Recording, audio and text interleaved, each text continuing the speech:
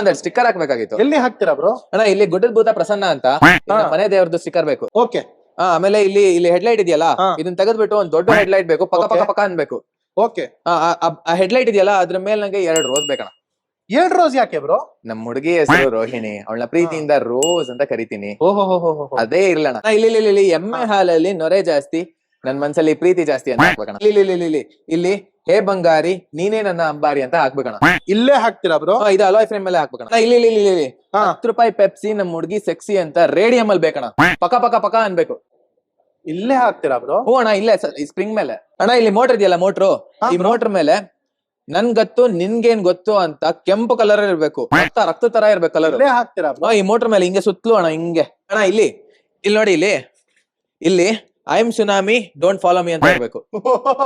Crazy. Okay ಅಣ್ಣ ಇಲ್ಲಿ battery box ಇದೆಯಲ್ಲ, ಅದ್ರ ಮೇಲೆ ಒಂದ್ ಕುದುರೆ ಈ ಅಂತ ಹಿಂಗ್ ನಿಂತಿರ್ಬೇಕಣ್ಣ.